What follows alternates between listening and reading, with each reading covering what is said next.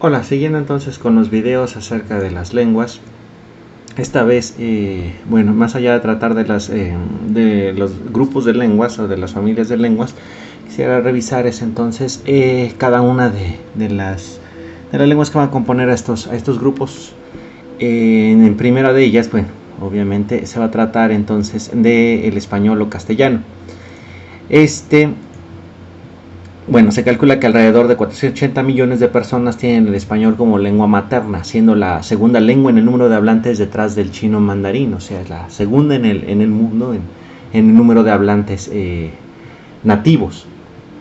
Y por el número de hablantes totales, ya para aquellos que tengan como segunda, tercera o enésima lengua, pues ya se encuentra como la número 4 por entonces este número de hablantes totales. Entonces, y aquí bueno, se puede observar el mapa en donde se habla mayoritariamente español, teniendo algunos países que, bueno, originalmente no deberían de figurar como los primeros hablantes del español, precisamente como Estados Unidos, Canadá o a lo mejor aquí Rumania, Inglaterra o Francia, sino es que ahí hay una gran cantidad entonces de segundos hablantes del español, o que tienen como el español como segunda lengua, tercera lengua, o que se enseña bastante en las escuelas.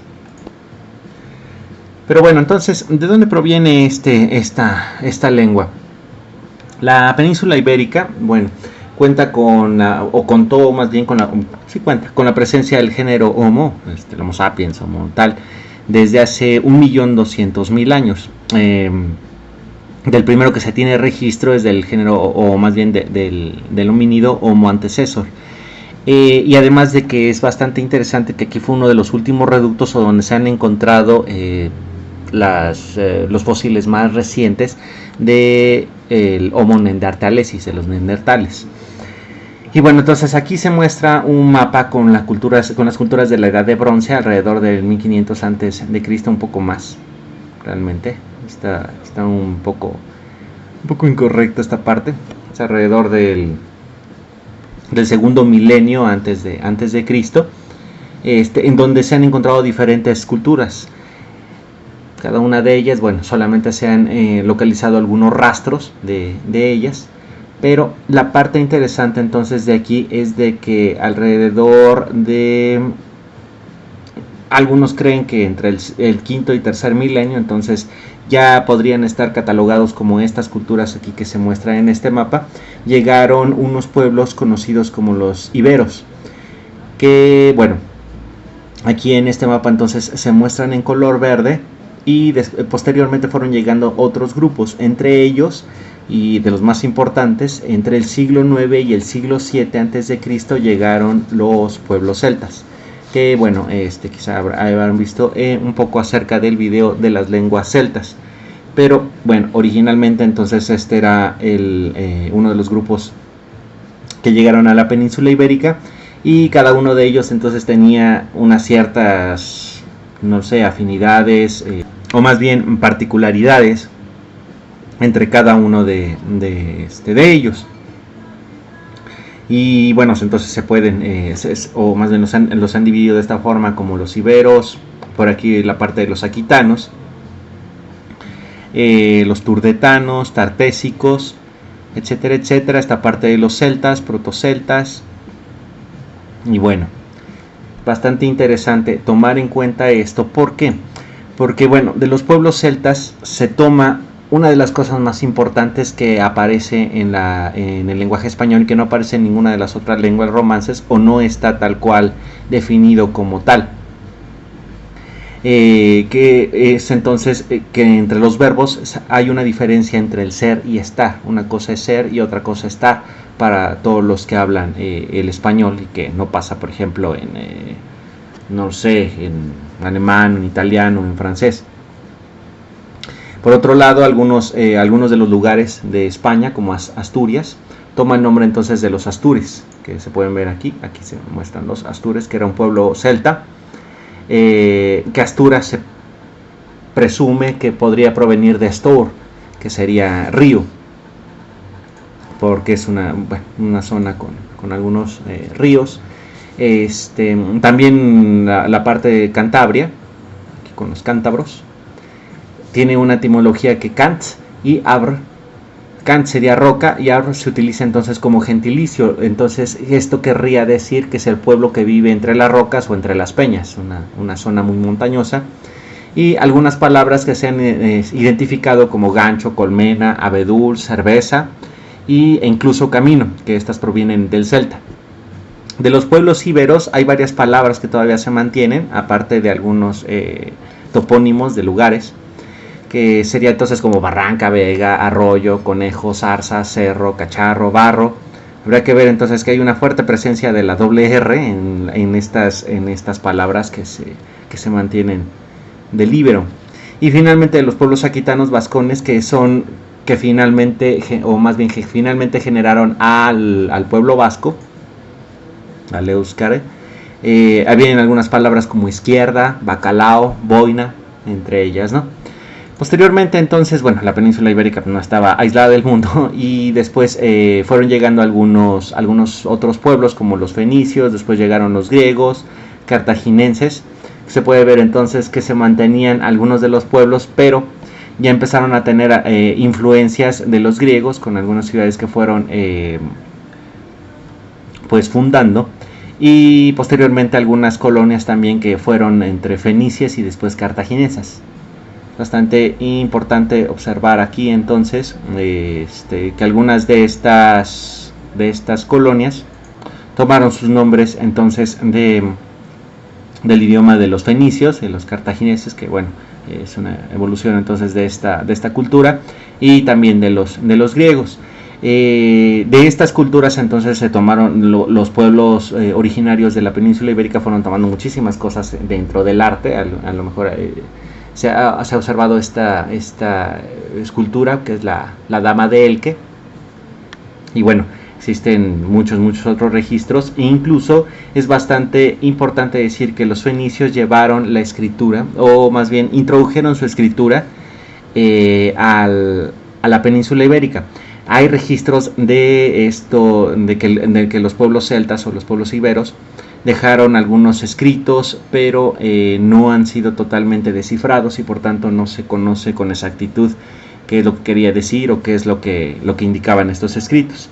Entonces, bueno, como decía, de los fenicios fundaron algunas ciudades como Ebusus, que se transformó entonces en Ibiza, Gadir, en Cádiz, y Málaga, en Málaga. Como decía, llevaron la escritura. Los griegos fundaron algunas ciudades entonces como Emporios, que ahora se conoce como Ampurias, Acraleuque, que este es bastante interesante. Acraleuque pasó entonces al latín como Lucentum o Leucante, así lo identificaron los romanos. Después pasó al árabe como Al-Lacant, y finalmente pasó al vasco como Alicant, y después al español o al castellano como Alicante. Entonces viene desde esta parte el topónimo de la ciudad.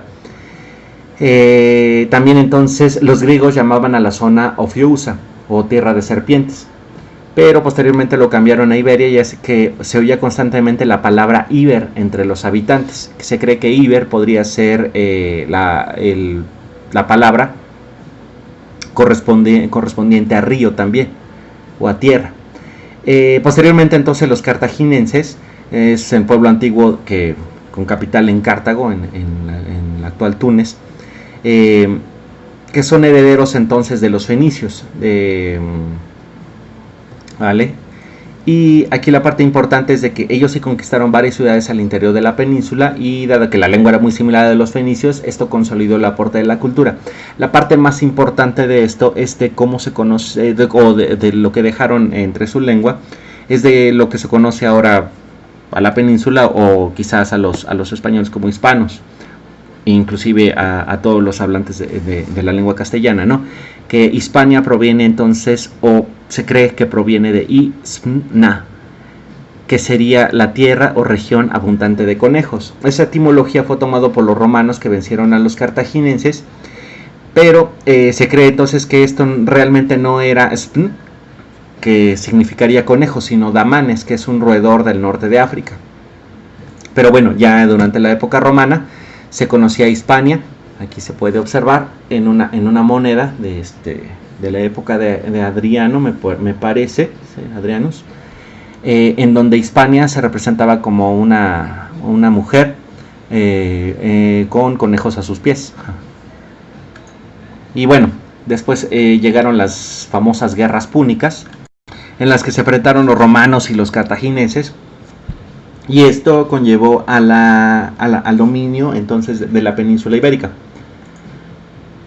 Aquí está entonces como a partir del 17, alrededor del 17 después de Cristo, se comenzó a realizar la organización administrativa de la Hispania, diferenciando entonces entre provincias imperiales y provincias senatoriales, y también, bueno, esta división comenzó a crear también entonces una división lingüística. Y bueno, se tenía la Hispania Citerior, Tarraconense, Lusitania, Bética, para posteriormente, ya tras la reforma diocleciana, se generó la división administrativa entonces de Hispania en Gaelecia, Tarraconensis, Cartaginensis, Lusitania, Baética, Baleárica y la Mauritania Tinquietana, con capital en la Augusta Emérita, la actual Mérida. Vale. Es bastante interesante entonces observar que estas divisiones mantuvieron también una buena parte de la lengua, o más bien las divisiones que se realizaron después en la lengua. O sea, que se hablaba del gallego, el lusitano, etcétera, etcétera, pero que también proviene mucho entonces de estas divisiones de los pueblos originales. Entonces, entre cada uno de ellos, bueno, fueron dividiendo. La parte interesante entonces es de que estos pueblos originales fueron mezclando o asimilaron bastante bien la lengua romana, el latín, y la fueron mezclando con su propia lengua. Se cree, o esa es una de las teorías más aceptadas, entonces, que existía entonces una lengua en Roma, en la parte romana, para el pueblo culto, o el latín culto, que hablaban entonces todos aquellos, los senadores, filósofos, oradores, escritores, todas las personas cultas de Roma. Pero existía entonces otra cosa que se le conoció como latín vulgar, que era hablado entonces por todo el pueblo, los demás pueblos, soldados, campesinos, pueblos conquistados, y es bastante interesante observar esta parte de los soldados, porque muchos de los soldados que después participaron como parte de los ejércitos romanos provenían de muchos pueblos que fueron conquistados. Entonces, al llegar a Hispania ya traían algunos pueblos conquistados y ellos hablaban sus propias lenguas. Es bastante complicado seguir todo este proceso de cómo se fue desarrollando entonces esta lengua. Sin embargo, se han encontrado algunas diferencias que aquí se muestran, y también ya había mostrado en el video de las lenguas romances, donde cómo divergía el latín culto del latín vulgar, y esto se llevó hacia las lenguas romances, y principalmente, y es bastante interesante observar esto, que principalmente se llevó al español, donde hay muchas palabras que fueron encontradas del latín vulgar que son muy similares a lo que se utiliza en el actual español.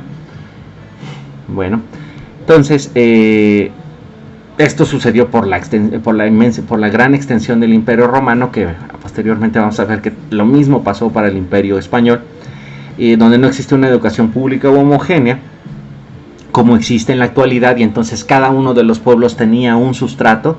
En los íberos, bueno, hablaban íbero, entonces lo fueron asimilando junto con el latín, y la lengua se comenzó a modificar.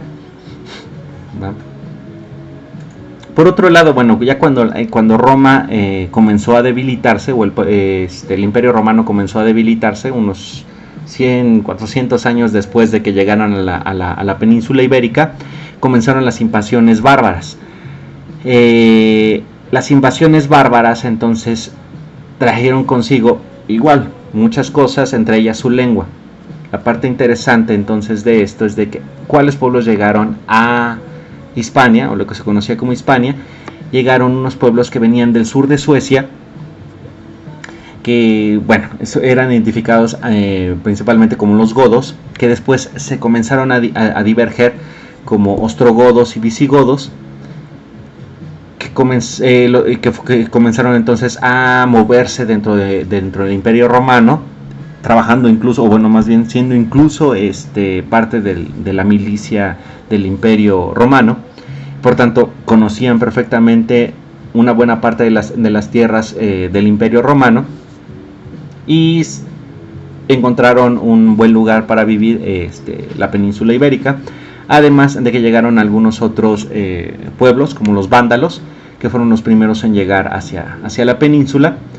Y es bastante importante observar que alrededor del año 600 después de Cristo existía mayoritariamente el reino visigodo, con capital en Toledo o Toletum. El reino suevo se encontraba en la parte que es hoy Galicia y una parte de Portugal, y en el sur, donde anteriormente había estado una parte de las colonias cartaginenses, se encontraba el Imperio Bizantino, o lo que quedaba del Imperio Romano de Oriente. La lengua gótica de los visigodos, que proviene entonces de la rama germánica de las lenguas indoeuropeas, se mezcló con el latín vulgar de Hispania, añadiendo varios términos al habla, sobre todo en vocablos referentes a la guerra, como cobalto, cuarzo, escanciar, espía, níquel, blanco, guerra, yelmo, brindis, bigote, y todos estos que se muestran aquí, incluso hasta falda y ganso. Bueno, aquí hay algunos escritos en latín que ya contenía algunas cosas del latín vulgar, algunos cambios que ya habían realizado entonces los visigodos. Se habían trabajado, como ya había mencionado, dentro del ejército romano, pero la fortaleza del reino visigodo no era tan grande. Por tanto, alrededor del año 660, 700, el califato de Omeya llegó hasta la península ibérica por el norte de África, después de derrotar al imperio bizantino en esta parte, y comenzó la invasión de la península ibérica por parte de los árabes. Aquí se puede ver entonces al rey Don Rodrigo, rey de los visigodos del año 700, que fue el que perdió la península ibérica, aquí en una crónica del siglo XVI, me parece, 1550, 1600. Y bueno, aquí hay una pequeña parte del Cantar del Mio Cid de alrededor del año 1200. Dentro de esta como conquista que habían hecho los árabes dentro de la península ibérica, y bueno, se fueron desarrollando algunos de estos poemas de obras de caballería, y esta, bueno, es la primera que se tiene registro, y la primera obra poética extensa de la literatura española, el Cantar del Mio Cid. Y entonces en esta obra ya se puede observar muchísimas palabras que ya han cambiado del latín y ya se parece muchísimo más al español. Es como una parte del español antiguo.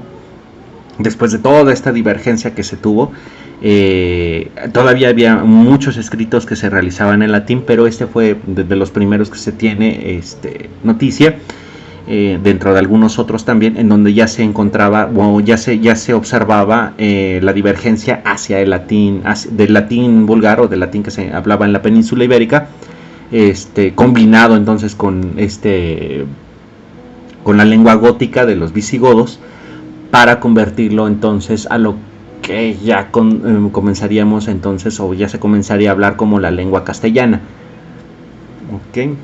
Entonces, bueno, el Cantar del Mio Cid hay una copia en la biblioteca virtual Miguel de Cervantes. Dejo también el link ahí abajo por si alguien quiere leerla en español. Súper antiquísimo, es horrible. Pero bueno, la conquista por parte del califato de Omeya, de los árabes, generó entonces llegaron a conquistar toda esta parte de la península ibérica, una muy buena parte. Solamente el norte resistió bastante bien, porque se encontraban estos pueblos, los astures, los cántabros y los vascones. Pueblos realmente bastante guerreros y que no se dejaron someter fácilmente por los árabes, además de que aquí en esta parte hay una buena cantidad de montañas y de lugares donde se podían esconder, por lo tanto fue bastante complicado llegar hasta esa parte y bueno, ya los árabes ya no quisieron llegar hasta ahí. La capital entonces se encontraba en Toledo, ya casi a la mitad de la península ibérica. La parte importante de esto es de que el califato de Omeya, el Al-Ándalus, duró de alrededor del año 700 hasta casi el año 1500, hasta 1492. Pero bueno, se fue debilitando porque los reinos entonces de los visigodos, que ya comenzaban a tener otros nombres, el reino de León, el reino de Navarra, el condado de Barcelona, el condado de Castilla, comenzaron a hacer comenzaron a hacer la guerra a los árabes, y con esto comenzó entonces lo que sería la Reconquista, que bueno, desde el 700 hasta el 1492, perdón, fue esa parte de conquista y reconquista, ¿no? Pero bueno, durante los años de existencia del Al-Ándalus se incorporaron a las lenguas que ya se habían desarrollado en la península hasta 4000 palabras en el caso de la lengua castellana. Y se desarrolló además un conjunto de lenguas conocidas como mozárabes, romandalusí o romance andalusí.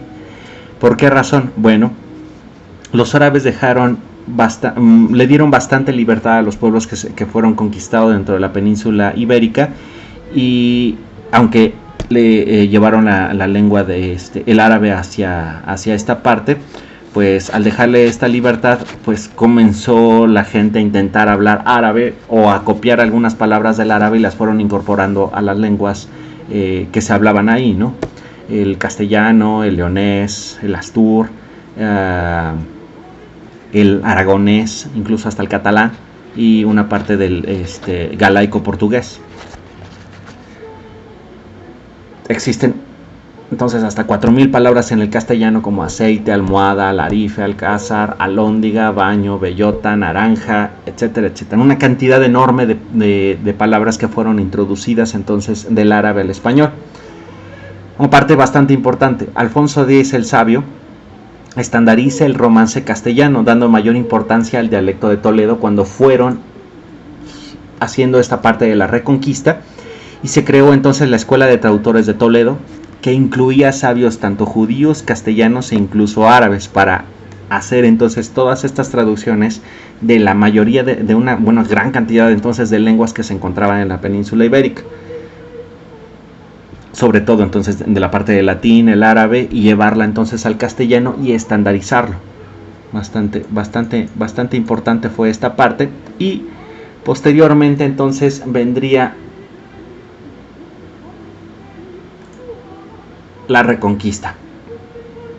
Y la Reconquista tiene muchísimo que ver cuando aparecen en escena los conocidos como los Reyes Católicos, Isabel de Castilla y Fernando de Aragón, que en una extraordinaria jugada se casaron, se unieron y reunieron sus dos reinos.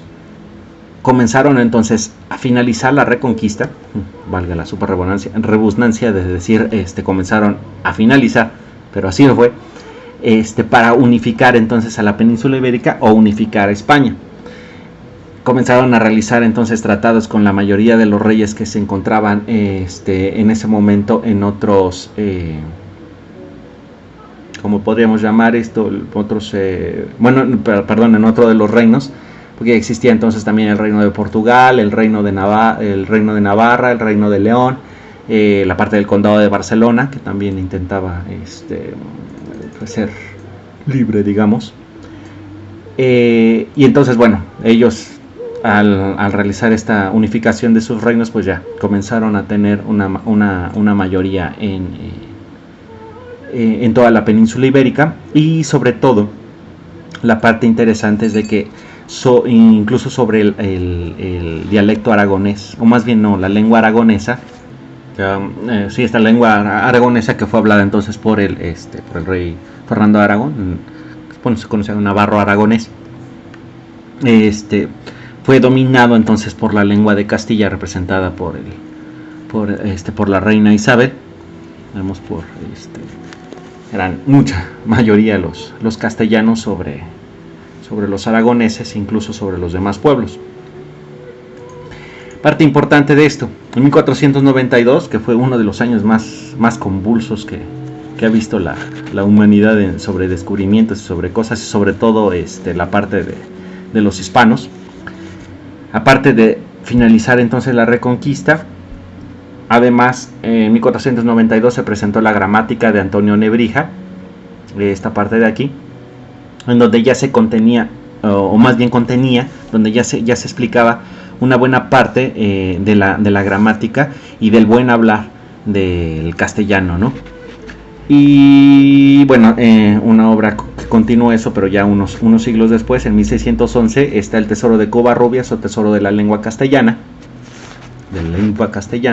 o española, y que también entonces es así como una especie de diccionario en donde se va describiendo cada una de las palabras.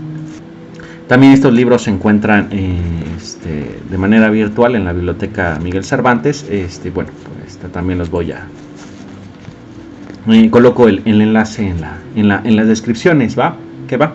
Entonces, bueno, aparte de 1492, parte de lograr entonces la Reconquista por parte de estos reyes católicos, al sacar entonces a todos estos moros musulmanes de la península ibérica, aparte de generar entonces el Tesoro de la lengua castellana, aconteció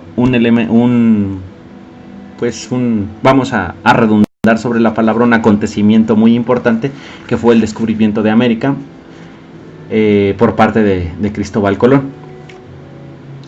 Entonces, con apoyo de los reyes católicos, llega lo que actualmente es América, y entonces comienza a generarse algo que se conoce como la monarquía hispánica o el imperio español, llegando a su máximo esplendor durante el reinado de Carlos I de España o V de Alemania, al unir a todas